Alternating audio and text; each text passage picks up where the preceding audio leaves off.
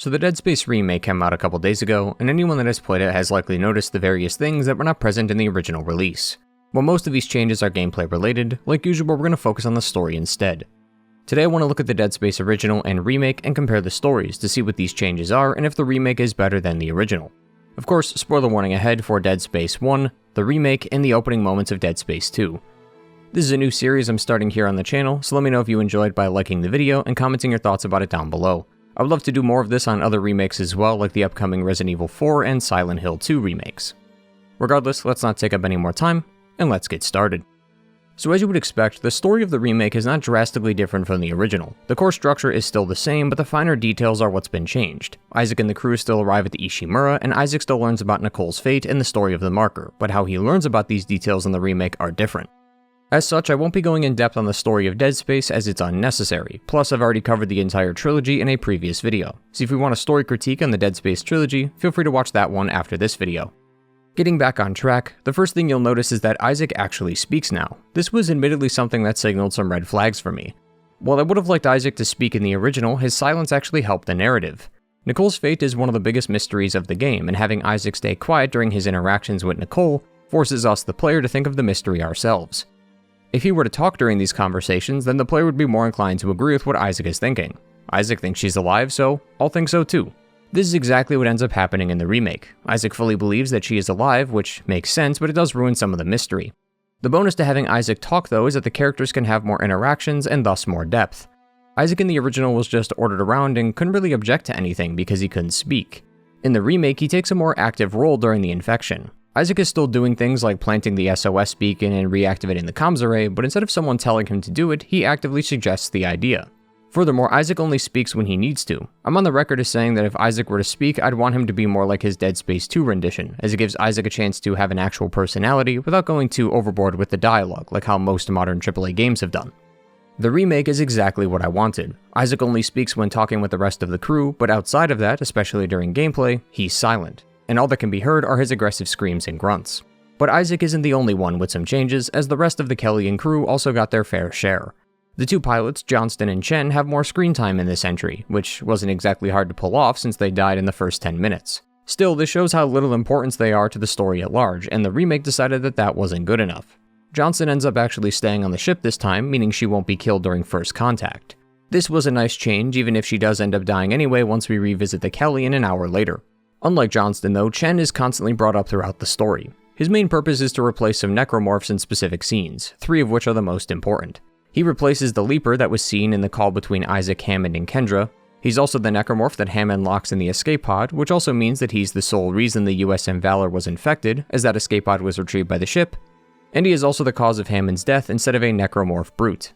While it does feel a bit like the devs were trying to force the characters to be present more, I think given the unique take on the story, it actually fits. As anyone who's played Dead Space knows, Dead Space 1's plot was small in terms of world building, as it was just centered around the Ishimura for the most part. As things progressed though, mainly around Chapter 10, the game started transitioning to the overarching plot, conveying to the player that the story was more than just the ship.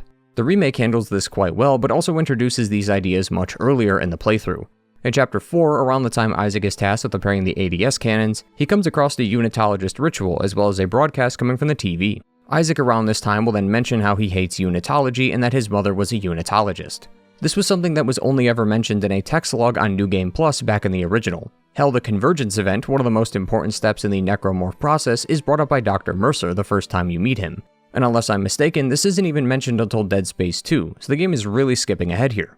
While I was originally put off by this, I think in context it fits quite well. The Dead Space remake is trying to develop the story of the markers and unitology a lot earlier, as it will allow for a smoother transition when going from the remake to Dead Space 2. Circling back to the crew of the Kellyan, this is why despite some of their interactions feeling a bit forced as it still has to stay within the bounds of the original, I actually enjoyed it. Having Hammond talk about seeing Chen clues the player in on the fact that the necromorphs were originally a part of the crew and that they can be reanimated into these things when they die. To be fair, the reveal of the Infector also does this too, but still, having it be Chen was a nice touch as it makes his interactions with Hammond feel more personal, because instead of dying to a brute, Hammond ends up pushing a necromorph Chen into the Singularity Core. This was intended to show the player how deep the marker's effects go, as everyone seems to be succumbing to its hallucinations. In the original, it was only Isaac and Dr. Kyne who were experiencing these kinds of effects. There were a few moments when Kendra saw her brother, but that never stopped her from completing her main objective, and the same is true with the remake. Adding Hammond into the mix intensifies that sinister feeling that the markers have always conveyed. The remake seemed to want to make all the chapters have some sort of meaning in regards to the overarching plot, as in the original, things didn't really start moving until chapter 10. The previous 9 chapters were more about escaping and repairing the Ishimura. The original did sprinkle in some details here and there about the marker and the necromorphs, but they were very few and far between. At this point, it's really hard to say which game did it better, as I think both games are trying to do different things. The marker and unitology were introduced towards the end of the original, so a lot of those details weren't mentioned yet. But in the remake, it was talked about much earlier, so more time had to be spent on showing the markers and the effects it has. So it's not really a discussion about whether or not the remake did a good job of conveying the story of Dead Space, it's more about which method of storytelling you prefer. That being said, while I was a fan of how both games handled the story, the changes made by the remake did ruin a couple of characters for me. Mainly the ones not a part of the Kellion, that being Dr. Mercer, Nicole, and Elizabeth Cross. Dr. Mercer is as twisted as he's always been, but it's these two interactions with him that were a bit off-putting. First was the stasis. I don't recall stasis ever trapping someone like this for an extended period of time. The issue though is that stasis is only ever really used as a gameplay mechanic, and having someone freeze for over 2 minutes would break the gameplay, so the game does have to bend the rules a bit. Still, I find it a bit strange that Mercer approaches us. I'm sure he's confident that the stasis will hold us, but what if it didn't? Plus, his original appearance felt a lot better, as he was intentionally trapping us in here and then let the monster loose while he was behind closed doors, sort of like a scientist watching over their experiment. I never really got that same feeling in the remake.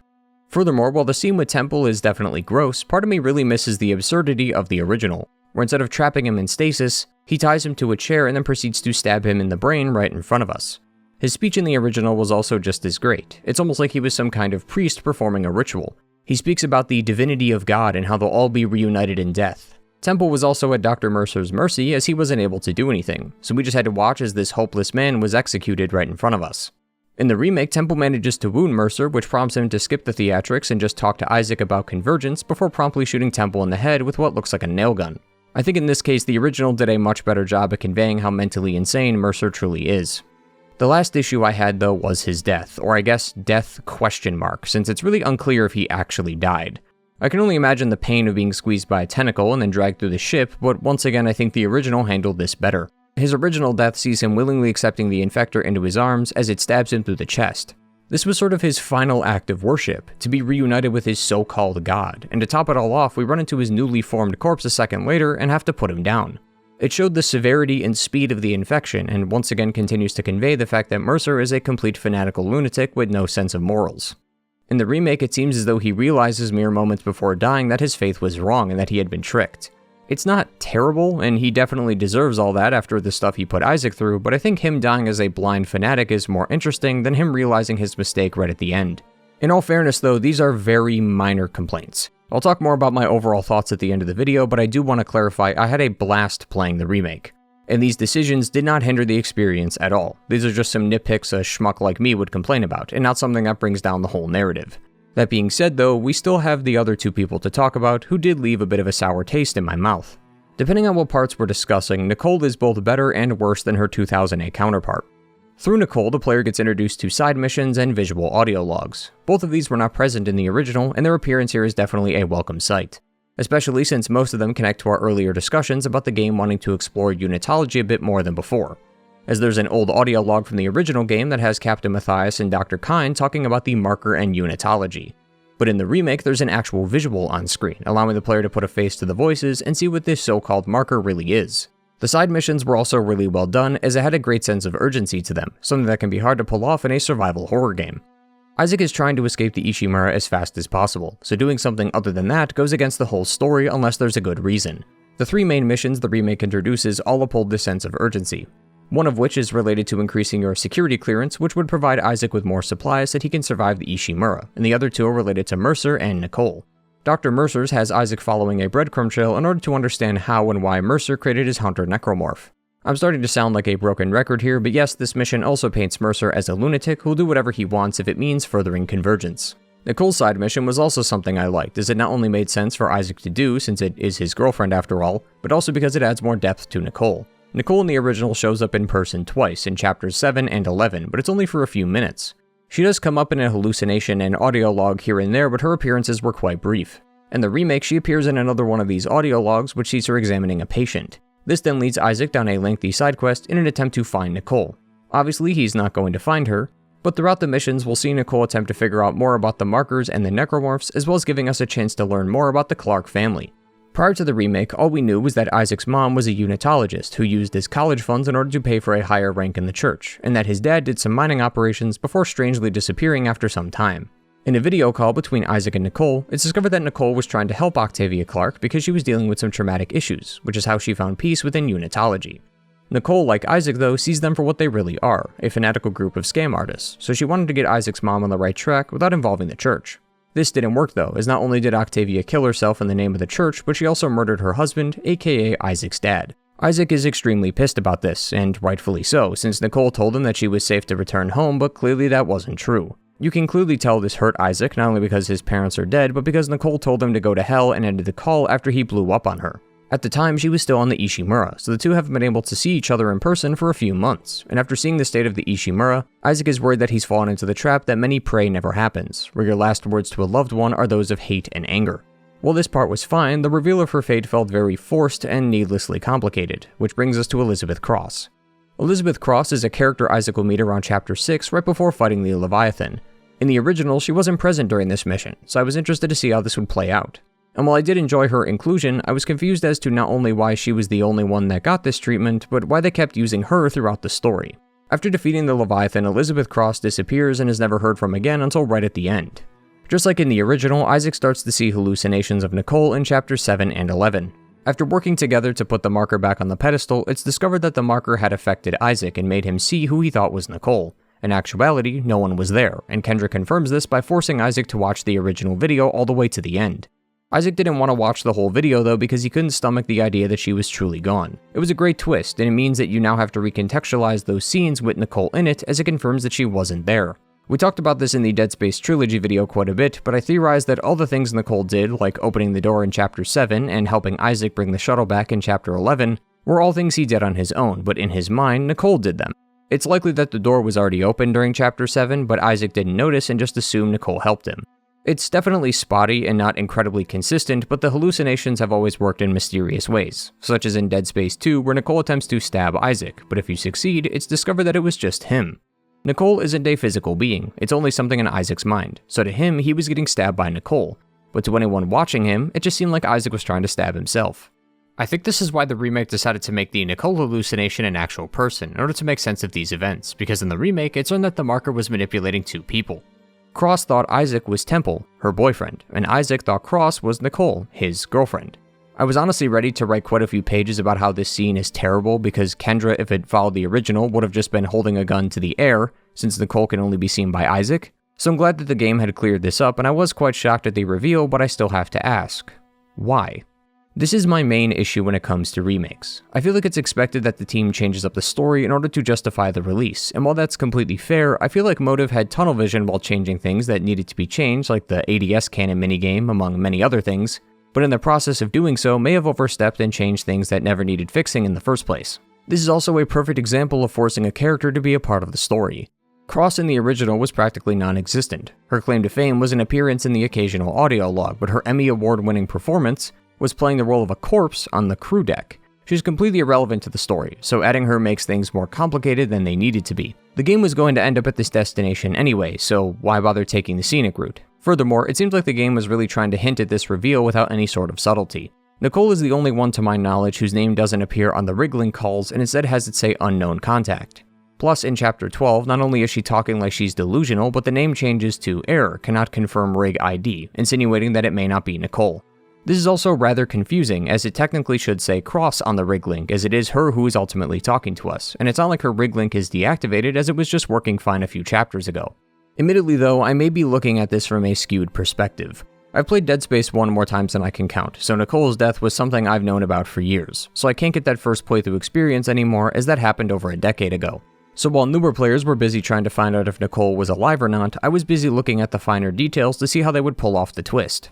It's like playing a game for the second or third time. On your first playthrough, you're more focused on the present and not really paying too much attention, but on repeat playthroughs, you start to look at the smaller details since your mind is no longer focused on uncovering the main story. If you played the remake for the first time just recently, I would love to know how this went for you, and I'm curious to see if you were able to guess the twist before it happened. But while my complaint about her death might be skewed a bit, I don't think Cross's inclusion is. As I said, it felt like the team was forced to make a change to the story even when the twist didn't need a change in the first place. In fact, a perfect example of leaving things how they should be is our final character, Dr. Kyne. Dr. Kyne, being a unitologist who saw the horrors of his religion and realized that he wanted no part of it, was a perfect setup for his character, and the remake kept it all intact. They also slightly altered one of his more iconic video logs, the one where he stabs the captain, to make more narrative sense. In the original, he stabs the doctor somehow by accident and is then arrested right after, yet we find him alone in Chapter 10 doing just fine. In the remake, the captain's death was actually a mistake this time as Captain Matthias runs right into the screwdriver, killing him on impact. The two guards then attempt to arrest Dr. Kyne, but not before he runs away, which connects to why we find him alone on the crew deck. Dr. Kyne is a great character, and changing him would be unnecessary, so I'm glad the team decided to keep his role in the story the same. These are the big changes made to Dead Space that were worth talking about. There were some smaller things I enjoyed that I couldn't really figure out where to put in the script, like how the start of Chapter 5 is completely changed. As originally, Kendra wanted Isaac to go to the medbay to create a poison so they could kill the organic growth on the ship, which is how he ends up being trapped by Dr. Mercer. In the remake, Isaac goes to the medbay because of a broadcast from Nicole. I thought it was a nice touch, and it still ends up arriving at the same conclusion anyway, so it wasn't a big deal that they changed it. The remake also used the marker in some unique ways, like changing the text of the mission log in Chapter 10, and also some of the New Game Plus text logs. Just like before, there are some unique text logs only accessible after beating the game. The original had logs centered around the crew's background, Isaac's mom and dad, as well as some reports from the colony on Aegis 7 regarding the necromorph aging process. These were all pretty much covered in the remake, so they had to add some new ones. One was a conversation between Nicole and presumably the marker, as she was seeing visions of Isaac's mom, but the text implies that she's not in the room with her and is speaking to something else. Another was a reference to Dead Space Extraction, as there was apparently a group of people who returned from the colony to the Ishimura after the outbreak occurred on the planet, and the names of the people are the ones from Extraction. The third was Octavia's will and how she plans to share all her wealth with the church. The fourth was an advertisement about the sprawl, the setting of Dead Space 2, and the fifth was indecipherable, but I went through the painstaking process of deciphering it anyway, which talks about the oracles and possibly the Brethren Moons. Speaking of New Game Plus, there is also a second ending, which, while saying these words out loud, actually makes me realize that this is not small at all, and I probably should have mentioned this earlier. Anyway, this is only accessible on New Game Plus, as the game adds these marker fragments around the map, and when all 12 are placed in Captain Matthias' quarters, the ending is active. All you need to do is play the game like normal, but at the end, instead of being jump-scared by Nicole, Isaac is talking to Nicole and plans on building her something special. It's heavily implied that Isaac has not only succumbed to the marker and fully believes that Nicole is real, but that the thing he is building is likely another marker. This is rather interesting, as this honestly flows perfectly into Dead Space 2. In between the events of the games, we know that Isaac was found in space and then taken to the sprawl. He was then tested on for over 3 years, and during that time the people on the station were using his mind to create a marker, as according to the lore, some people can see things differently when interacting with the marker, and Isaac is one of them. As always, if you want to know more about that, check out the Dead Space video I made. The only problem though is that Isaac in Dead Space 2 knows Nicole isn't real, so it would be hard to connect these games together, but it's still a pretty good ending. To summarize my thoughts on the remake though, I think it's great. We could get into a discussion about whether or not Dead Space 1 actually needed a remake, given that the original is still readily available and still holds up to this day. You can discuss that in the comments if you want to, because for now I want to focus on the point of this video. Is the remake better than the original? And honestly, I think so. As quick as I made that out to be, it took me a while to come to that conclusion. Dead Space 1 is a classic and one of the greatest survival horror games of all time, so the remake was going to have a tough time living up to it. That being said, not only do I think the remake is a much better version of the game, even with the issues we've outlined today, the fact that it's even close in comparison to it speaks volumes to its level of quality. Dead Space is a fantastic game with such a unique story, and I'm glad that the team over at Motive EA was able to capture just about all the beauty that made Dead Space 1 one of the most iconic games of all time. Thanks for watching. If you enjoyed the video, please be sure to like and subscribe. As I said at the top of this video, since this is a new type of content here on the channel, let me know what you think about it in the comments down below. Apologies for bringing this up constantly, I promise this is the last time I'll do it, but if you do like the Dead Space series and want to see a critique on the game's story, feel free to click the video on screen now. As always, thank you to my returning viewers for coming back to another video, and take care everyone. Goodbye.